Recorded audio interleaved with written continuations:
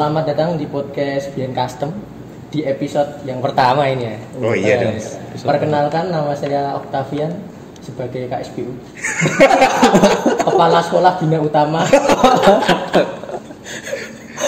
Saya Fikri, Kepala Biro Jodoh.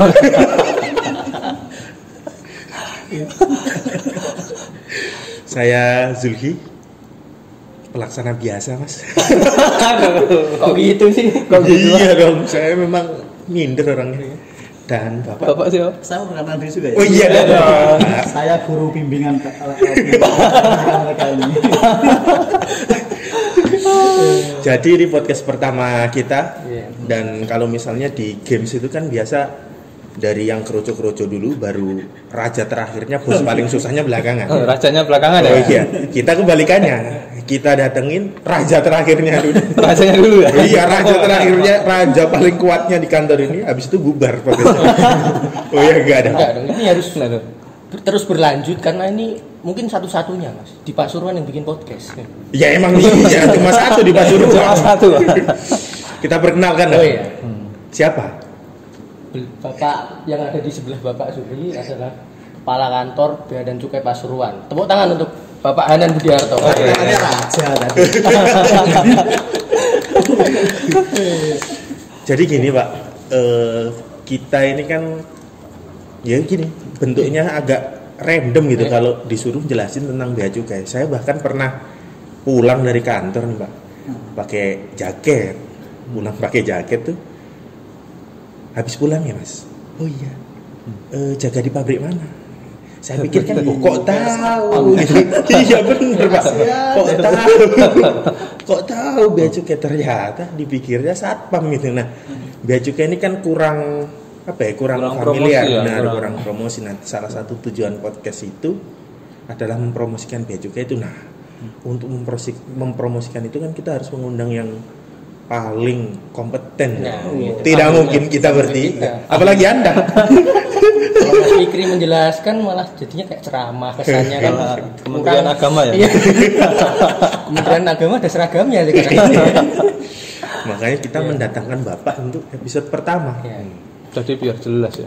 biar Yang jelas. datang emang ahlinya ahli ya? Oh iya. Core of the core ya? Oh, iya. Intinya inti. Intinya inti. Jadi apa yang mau ditanyakan Mas? Yang mau ditanyakan sehat Pak? Kapan datang, Beb? Perasaan bridgingnya nggak gini, kita pentingnya nggak gini. Gemeter Anda ya. Ya. Jadi bea cukai ini kan Jadi serius kayaknya. Biasa. jadi banyak yang bertanya selama ini kan bea cukai itu menurut Bapak ini apa sih Pak? Standar banget ya. Susah ya mau bercanda susah ya. Tapi aman Pak. Aman, Jadi aman. sebenarnya bea cukai itu apa sih Pak gitu? Soalnya banyak orang tuh simpang siur gitu. Tentang bea cukai ya. Iya. Ini kita semua bea cukai kan ya. Iya. Iya. Iya ini. Biasanya saya kalau ditanya tentang bea cukai saya diskusi ke PLI kan. Aduh, mati ini kan. Salah ini kan. Sekarang saya disposisi aja apa tugas pokok fungsi bea cukai ya. Ini nanti satu-satu ya. Saya yang jelasin. Ya tapi berarti kalau saya yang jawab, bea cukai itu mengurus kepabeanan dan cukai. Untuk kepabeanannya, monggo Mas Fikri bisa jelaskan. Nanti Bapak Zulhi cukainya. Tapi saya menjelaskan kalau bea cukai itu mengurusi kepabeanan dan cukai. Itu udah mencakup semua hal loh itu. Iya kan ya? Iya. Mengurus biasa, mengurus organan juga ya. Iya, monggo. Luar biasa, tidak berfaedah ya. Ayo, monggo. Jadi kepabeanan itu adalah institusi yang di bawah Kementerian Keuangan ya. Mungkin Kementerian Keuangan bisa dijelaskan Mas. Dan ini nggak bisa dioper lagi. Nggak bisa dioper Nggak lagi. Saya sih sebenarnya bisa saja menjelaskan. Cuma itu tadi, kalau ada orang yang lebih kompeten kok rasanya nggak sopan gitu. Jadi monggo Pak. Kalau mau saya putar lagi nanti nggak selesai. Ya udah, jadi bea cukai itu tadi di bawah Kementerian Keuangan ngurusin pabean dan cukai kan betul-betul? Iya. Udah gitu. Berarti kita punya 4 tugas pokok fungsi ya. Yang pertama penerimaan negara. Penerimaan Jadi, bea negara. cukai itu mengumpulkan penerimaan negara. Yang kedua, trade facilitator, jadi memfasilitasi perdagangan. Kemudian yang ketiga, industrial assistant, membantu industri agar berkembang. Dan yang keempat ini yang paling disenangi masyarakat ini, Wih. community protector, jadi melindungi masyarakat dari barang-barang berbahaya. Segitu aja, nanti kalau panjang-panjang jadi kayak Sosialisasi. Dan sebenarnya kalau tadi disampaikan bea cukai kurang ngetop itu, sekarang saya rasa bea cukai ngetop banget lah. Ada acara custom protector di Net TV, Custom protection, gitu. custom protection ya. Kemudian PLI kita itu ke pasar, ke SMA, ke sekolah-sekolah selalu sosialisasi. Jadi tadi yang tanya satpam tadi yang dia serasa tidak gaul gitu. Mungkin satpamnya baru mendengarkan di radio sih, Pak. Iya, mungkin belum pernah nonton TV. Lagian kan acara custom protection kan malam juga itu. Akhirnya nggak ada yang nonton, Iya. Pak. Kalah sama acara dangdut. Berarti rate-nya kalah gitu. Saya menonton. Saya nggak ikut-ikut. Saya cari aman. Tapi memang kenyataannya seperti itu gitu. Habib waktu dari Arab ketemu bea cukai nggak? Saya nggak ada kayaknya. Ya karena Anda nggak pernah pulang. Iya, karena di Arab itu memang kepercayaan sih asasnya. Pokok yang penting percaya. Memang di bea cukai nggak ada, di Arab nggak ada bea cukai. Apa bea cukainya? Bahasa Arabnya bea cukai. Arab. Bahasa Arabnya bea cukai itu adalah mata. Loh, waktu itu padahal tahu loh, pernah dijelasin ke kita ya. Mas. Saya takut Iya. dibilang sombong nanti. Jawaban aman. Kalau di Malaysia kan namanya kastam. Kastam. Nggak ada bea cukai, cuma adanya kastam. Kalau di Amerika Serikat custom sih. Ngapain sih dijelasin Berfaedah sekali, lagi? kan? Faedah nggak ya? Bermanfaat kan? Anda lebih baik diam, lebih bermanfaat sepertinya. Satpam yang itu nggak tahu loh kalau custom itu bea cukai loh. Harus jelas loh gitu. Ya tapi seperti yang disampaikan Pak Adan tadi, intinya tugas pokok utama bea cukai itu ada 4 berarti ya Pak ya. Apa aja mas? Penerimaan, Penerimaan. Revenue collector. revenue collector. Revenue collector. Itu biasanya disingkatnya RCTI ya Nanya. RCTI. Iya, revenue collector. Wah bagus ini C-nya singkatannya ya. community protector, melindungi masyarakat dari Iya. berbagai terahan. T-nya. Urut nggak T, apa-apa lah. trade facilitator, Terus I-nya? industrial assistant. Oh iya benar. Ini yang saya bawa satu-satunya dari kuliah ini. Saya hafalkan ini. Anda jadi bea cukai udah berapa lama? Baru 3 tahun. Saya baru 32 tahun. Beda duluanan Sama dengan orde baru. Saya jadi bea cukai saya order lama sampai order baru sampai sekarang order apa ini? Reformasi. Berarti rezimnya udah mulai harus diturunkan ya? Saya nggak ikut-ikut masalah ini, Pak. Oh iya, monggo disclaimer-nya Mas Yuli. Apa yang keluar dari mulut kami adalah tanggung jawab diri masing-masing ya. Enggak, rezim maksudnya nama bea cukai itu sendiri. Oh, Nah, ngeles aja Anda. Dulu duane, sekarang custom. Iya. Sekarang kan udah lama nama custom tuh, harus diganti lagi dong. Apa dong? Apa? Kira-kira apa Pak? Ada usulan?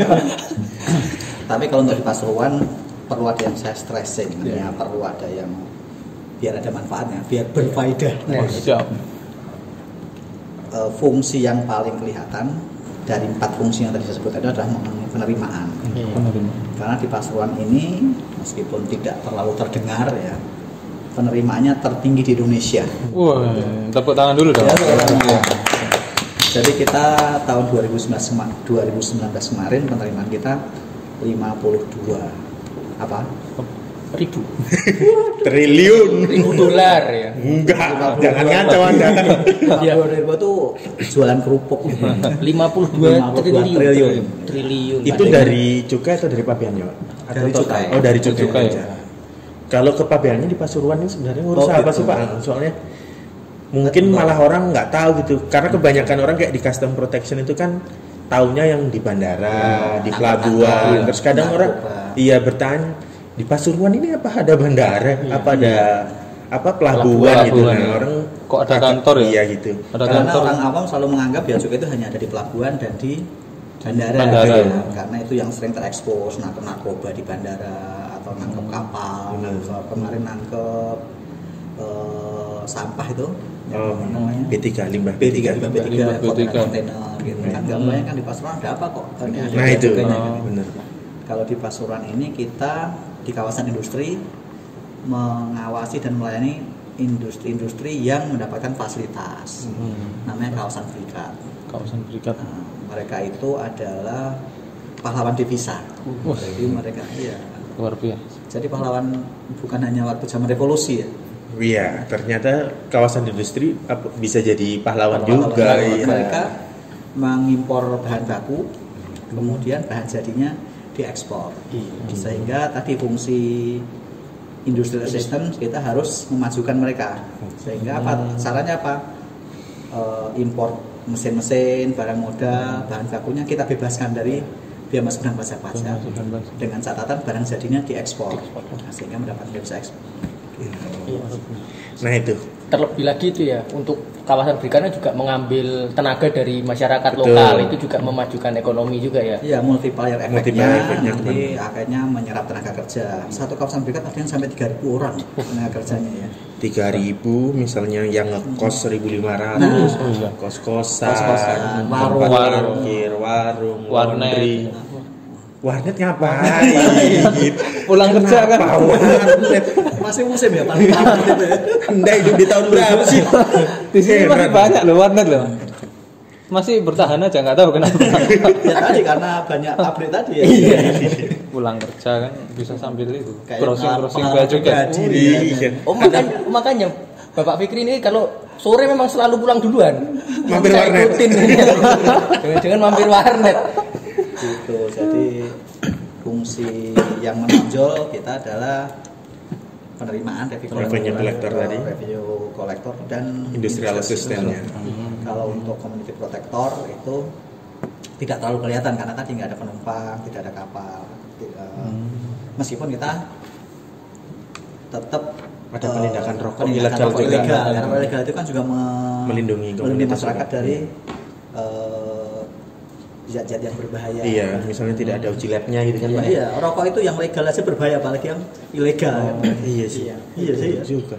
Loh kok berbahaya? Makanya kita awasi. Iya. Maka dengan ini jangan merokok. Penerimaan Pasuruan 52 triliun itu dari rokok. Kalau nggak ada yang rokok, siapa yang menerima? Penerimaan ini dari mana? Berarti Lucu wajib juga ya kalau merokok. Bea Cukai menjadi agen larangan merokok gitu. Iya kadang kontradiktif sih, Pak. Paling kontradiktif itu kalau di kantor bea cukai ada larangan no smoking, ada ruang merokok khusus gitu, Pak. Jadi lucu aja gitu. Anda kan dapat penerimaan dari situ. Anda melarang. Jadi harusnya menurut Anda gimana, Mas? Apanya? Harus merokok atau gimana nih? Biar negara maju. Nah ini sebenarnya yang agak dilematis nih. Di sisi lain kan rokok sudah banyak kayak riset-riset lah yang negatif untuk kesehatan. Tapi kalau penerimaannya banyak, kenapa dilarang? Soalnya memang penerimaan kan besar gitu. Ya sekarang ya kita kan memposisikan diri aja. Kita mau kerja di Kementerian Kesehatan atau Kementerian Keuangan kan gitu. Kalau dia sih udah jelas, Pak. Kalau di Jelas. Kementerian Keuangan gimana? Kalau Kementerian Keuangan berarti kita memposisikan rokok sebagai penerimaan. Oh, Gitu. Kalau Kementerian Kesehatan tadi larangan merokok tadi. lagi pula kan uang yang masuk juga diputar lagi kembali lagi ke daerah penghasil rokoknya itu. Oh iya. Ya, nanti. Jadi tadi dari 55 triliun tadi 52 triliun ya. Iya. Kalau tahun ini target kita 55 triliun. Itu kembali ke Kabupaten Pasuruan. Kabupaten Pasuruan. Itu berapa? 188 miliar. Dana bagi Anda hasil sebagai itu. pegawai biasa swasta harus tahu itu. Masuk tanya kepala kantor. Putra daerah Pasuruan Anda. Putra daerah Pasuruan. Harus tahu. Ini kok menyerang saya tuh? Ya, iya dong. Anda putra daerah mana? Malang saya, Oh, Pak. Malang. Jadi aman dari serangan ini. Seharus berapa target Cukai Malang? Nah, kantor saya di Pasuruan. Target Pasuruan 55 triliun. Tapi dari 188 miliar itu ya, ini kan nanti dibuat jalan-jalan gitu ya, dan biasanya untuk fasilitas Dibuat jalan-jalan. Betul. Maksudnya jalan-jalan. rakyat susah. Tunggu dulu. Rakyat susah-susah membayar pajak, Anda buat jalan-jalan. Kemana nurani Anda? untuk membuat jalan-jalan gitu. Apa namanya makna kata-kata bisa dipinter-pinter. Membuat jalan itu maksudnya membuat jalan yang banyak. Infrastruktur ya Pak. Hati-hati. Hati-hati ya. Meskipun saya tahu maksudnya Avian itu memang jalan-jalan beneran.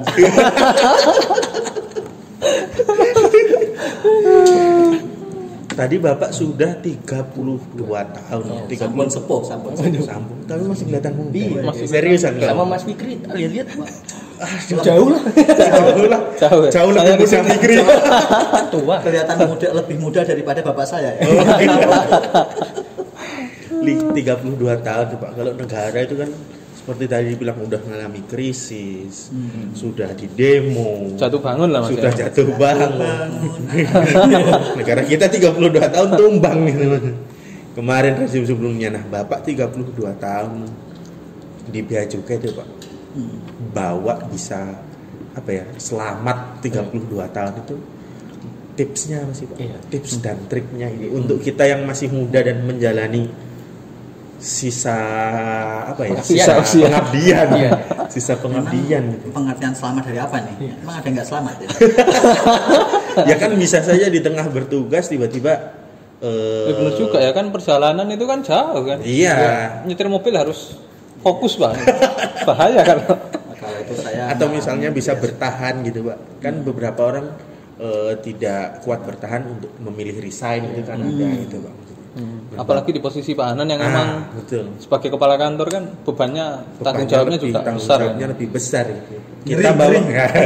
Kita bawa diri sendiri aja kadang aduh susahnya nggak karu-karuan itu. Nah Bapak bawa sekantor dan gimana sih Pak gitu? yang penting kuasai tugasnya ya. Kemudian laksanakan sebaik-baiknya, itu aja. Jadi saya ngalamin Bea Cukai pada waktu masih sebelum reformasi ya. Jadi Bea Cukai pada waktu itu di mata masyarakat tuh namanya kurang baik. Jadi kita pakai pakaian gini nggak bangga gitu loh ya. Dulu Bea Cukai masih pakaian abu-abu. Oh iya Bu. Apa? Dan akhirnya saya masuk pada posisi Bea Cukai sedang terpuruk ya. Jadi saya Pertama jadi pegawai itu. Iya. Saya masuk tahun 86. Sementara tahun 85 itu pernah dengar Impres 4. Iya, Impres 4 pernah. Jadi Impres 4 itu Bea Cukai itu dianggap instansi yang paling menjadi biang kerok lah di pelabuhan. Jadi satu untuk mengurus dokumen impor itu waktu itu 42 meja. 42 meja. DJJ dari Pasuruan Surabaya itu. Berapa lama itu bakal 42 Jadi meja? dulu kalau ditanya importer itu, saya itu kalau lihat ular sama Bea Cukai ya, itu yang saya pukul duluan Bea Cukainya. Begitu dulu saya dalam posisi seperti itu. Pertama masuk itu. Nah, saya nggak tahu kalau Bea Cukai dari posisi seperti itu. Jadi orang-orang merasa aneh loh dalam posisi Bea Cukai lagi dikenakan impres kok malah saya masuk kan gitu. Ini di antara 42 meja Bapak meja ke berapa? Saya kan belum masuk. Oh, belum. Oh, iya. Jadi dulu mulai pendok, kemudian naik ke kasupsi ke staf kasupsi, ke seksi, ke staf seksi gitu. Jadi itu kemudian kita kan masih pakai baju abu-abu tuh. Itu memang kita merasai pelabuhan lah. Di pelabuhan tuh pokoknya Bea Cukai paling ditakuti gitu. Tapi dengan impres akhirnya terbalik. Orang-orang pada menyaksikan Bea Cukai. Jadi orang naik angkutan umum itu nggak berani pakai baju Bea Cukai itu. Pakai jaket, satu jaket. Pakai jaket atau ganti. Sakit Bea Cukai. Ya sama saja dong. Ya, tapi kalau diceritakan panjang ya. Intinya sekarang kan itu sudah jauh lebih baik dan sekarang justru kebalikan Bea Cukai menjadi leader dalam reformasi dan transformasi. Kemarin Pak Dirjen juga dapat penghargaan Bung Hatta Award yang nggak salah tahun 2018 atau 19 lupa saya. Iya, sebagai tokoh anti korupsi ya. Betul. Kemudian sekarang ini kalau dibandingkan dengan instansi lain gitu ya, nggak apa-apa kita sampaikan, kalau instansi lain lihat juga nggak apa-apa karena memang itu fakta. Kita jauh lebih modern, lebih berintegritas, prosedurnya lebih pasti, gitu. Jelas ya. Lebih jelas, Lebih sederhana juga. lebih sederhana. Saya rasa sekarang tidak ada lagi importer maupun stakeholder yang komplain dengan pelayanan Bea Cukai. Selama saya jadi kepala kantor di sini lebih banyak yang memuji dan membandingkan dengan instansi lain. Alhamdulillah. Jadi sekarang Ibaratnya kalau ada ular sama bea cukai milih lari ya. Mending nggak ketemu dua-duanya. Jadi akhirnya dan itu bukan karena personal ya, sekarang by system kan. Jadi kan sekarang kita begitu menjadi bea cukai ya akan baik gitu. Karena kan kalau integritas kemudian moral itu kan subjektif ya. Kalau tidak ada pengawasan, tidak ada Kembali ke masing-masing orang, kendor tapi bisa kalau kendor. sekarang kan kita dalam 2 minggu ini ada pekan disiplin misalnya, mau nggak mau kita akan disiplin. Kalau nggak disiplin kita akan diberi catatan dosa. Integritas juga. Jadi saya rasa kalau bea cukai sekarang siapapun yang menjadi kepala kantor, siapapun menjadi pelaksana, siapapun yang menjadi seksi akan on the track menjadi instansi yang tadi modern dan berintegritas. 42 meja. Iya dulu gila kita sendiri.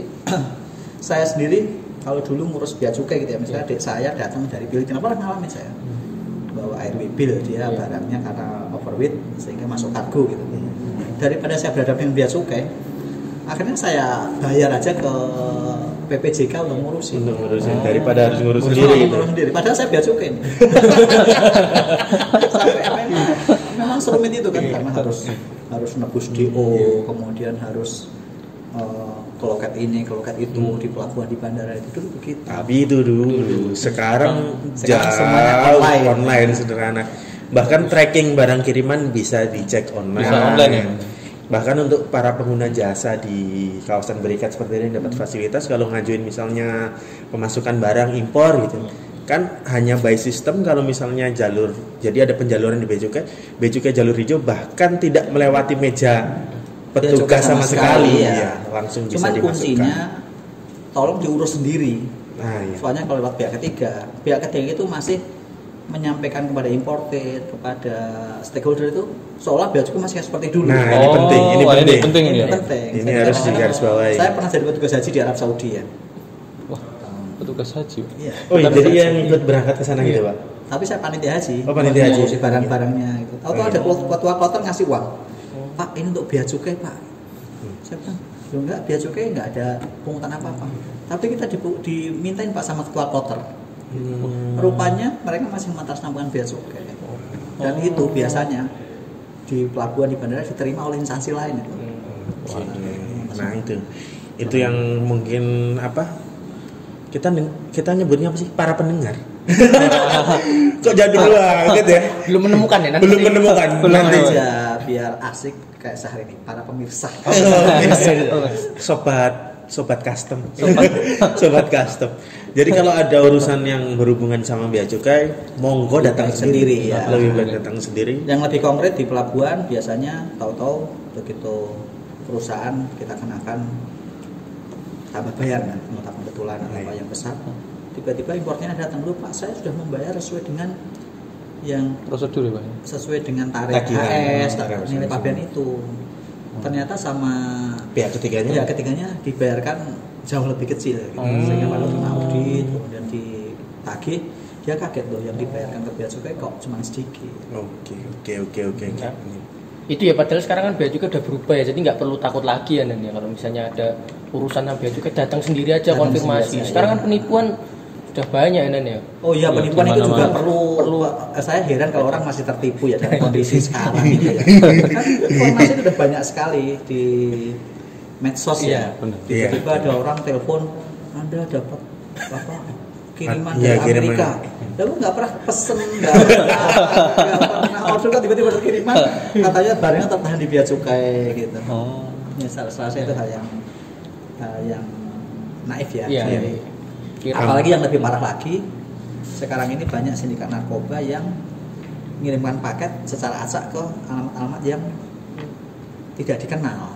Oke. Ya, jadi kalau tiba-tiba kita dapat kiriman paket, Wah, terima kasih. Ini kiriman ini. Ini termasuk Paket kiriman. Paket kiriman. bea cukai ini. Pelayanan. Pak, Tunggu. Kopi. Kopi. Apa? Hah? Kopi apa ini? kopi Arab. Apa mau teh rempah? Jangan nyebut merek dong. Jangan nyebut merek, bahaya. Kita belum disponsori. Luar biasa. Perbincangan yang sangat hangat ditemani oleh ini apa ini? Kopi hangat ya. Yang logonya juga bea cukai ya. Bea cukai. Oh, mantap banget. Tapi gara-gara kopi sampai di mana kita tadi? Sampai tadi kalau kita menerima paket, Oh, iya. padahal kita nggak pesan, jangan diterima. Karena bisa jadi itu ternyata tadi sindikat yang mengirim surat acak dari luar negeri. dari sumber-sumber narkotika. Mereka mendapatkan alamat kita dari medsos, dari iya. data-data yang mungkin Bocor. dari pihak lain lah. Berbahaya ya, jadi udah. Dan itu kejadian ya, Nen? Maksudnya udah ada yang terjadi di Iya, beberapa Udah ada korbannya. Udah ada korbannya. Beberapa tangkapan dulu saya pernah di Masjid Soekarno Hatta, Oke. pernah menangkap beberapa orang yang membawa narkotika seperti itu, tapi ternyata dia nggak tahu menaung. Jadi contoh kasusnya dia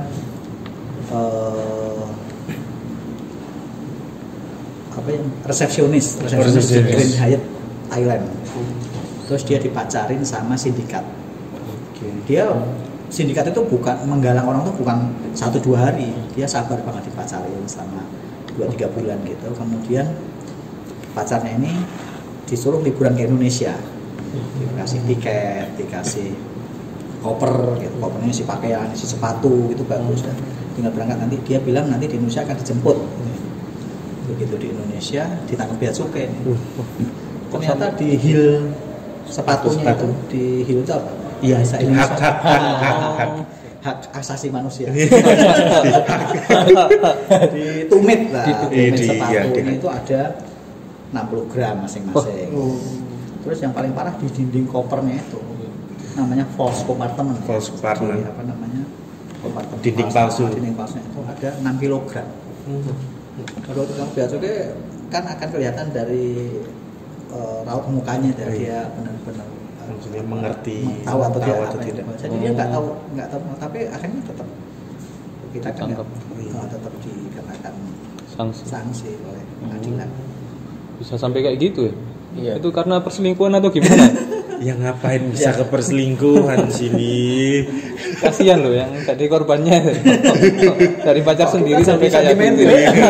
Ya makanya Anda hati-hati kalau tiba-tiba ada yang deket-deket sama Anda. Dan itu banyak juga TKI. Kalau di Pasuruan tidak terlalu banyak ya. Oh, iya. Tapi kalau daerah pesisir kan banyak itu TKI yang dari Malaysia gitu. TKI begitu ada cowok yang agak ganteng sedikit gitu, Mbak titip Mbak ya, langsung seneng banget kan bawa ke Indonesia. Ternyata Isinya Itu adalah rengginang.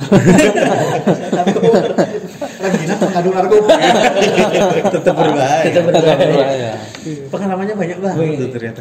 Udah pindah berapa kantor? Pak? 32 tahun. Tahun. Saya 10 tahun baru 2. Dan sepertinya sih 2 aja cukup. Dua aja cukup. Anak cukup. 20 lagi lah ya. 20 lagi. 20. Saya seusia Anda ini sudah pindah minimal 10 kali. 10 kali ya. 10 kali saya di Tanjung Balai Karimun, penempatan pertama di Tanjung Balai Karimun 4 tahun. Soekarno Hatta 4 tahun, Bali. Ya sekarang kurang lebih udah 25 kali lah. 25 kali. 32 tahun 25 kali. Berapa itu? Iya. Berarti sekitar berapa persentasenya itu kira-kira? Kayaknya kalau manusia purba itu nomaden, Nomaden. seumur hidupnya nggak sebanyak itu pindahnya, Pak. Anak saya itu yang nomor 1 sampai SD-nya pindah 6 kali. Setiap tahun pindah. Iya. Tiap tahun kenalan terus. Ya? Yang pernah cuma 4 bulan di satu kantor.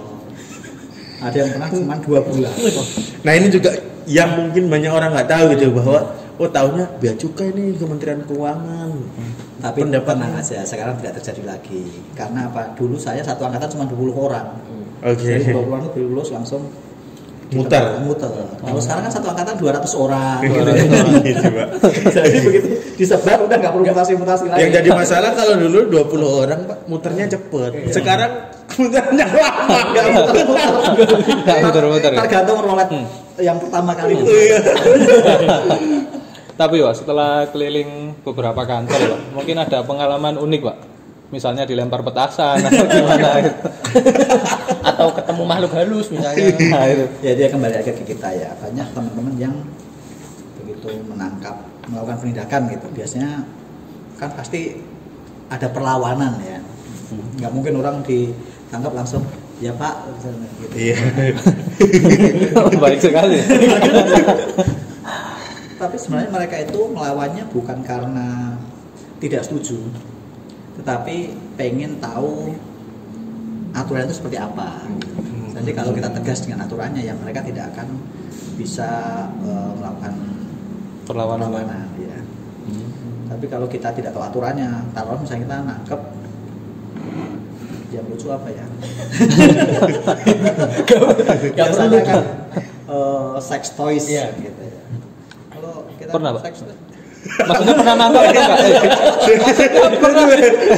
Sebentar. Maksudnya pernah nangkap atau enggak? saya sengaja mengangkat itu karena Pak aktual kemarin Juanda ya, KPBC Juanda sedang mengekspos tentang itu kan gitu. Kalau kantor pos dan penumpang kebanyakan yang ditangkap itu. Oke. Jadi kan gini, kalau orang-orang Eropa, orang-orang bule gitu kan, biasanya itu hal yang biasa itu. Iya, hal yang lumrah. Yang bawa-bawa gitu itu biasa gitu. Kan pada waktu di tangkap oleh Bea Cukai dia kaget loh. Biasa saya bawa kok di mana-mana bebas, kok di sini dilarang. Ya kita tinggal menyampaikan aturannya aja. Makanya kuncinya balik seperti Bapak tadi, 32 tahun bisa tetap eksis, maksudnya Iya. itu harus paham Kuasai aturannya. Kuasai apa Kemudian itu. kita sampaikan dengan santun, dengan detail. Kemudian kita koordinasi lah dengan Ya. instansi terkait. Siap. Oke. Karena keterbatasan Kopi. keterbatasan waktu ya ini. Habis ya. Iya. Tapi ini ada apa ya, semacam konklusi lah ini. Ada nggak dan pesan-pesan untuk podcast ini? Dan ini kan untuk pembuka. Iya, maksudnya. Pak dan kan Iya. sebagai pembuka, apa komentarnya Terus gitu. melihat apa maksudnya gimana sih pendekatan Bea Cukai untuk sosialisasi ke depannya, apakah cocok dengan cara seperti ini atau bagaimana? Kira-kira gimana?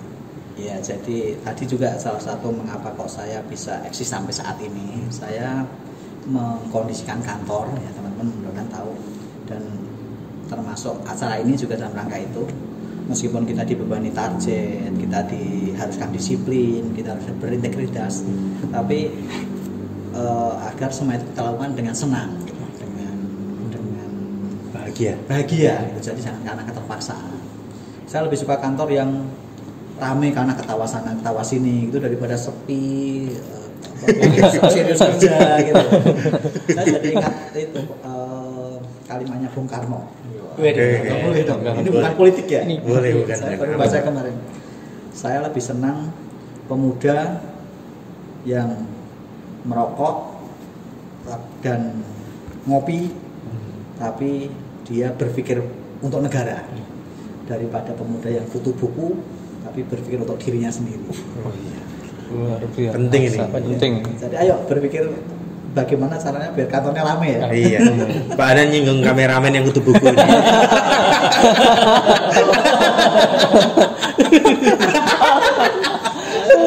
Kemudian di depan komputer aja gitu. Ya, sekali ke kanan kiri ke apa bercanda dengan teman-temannya.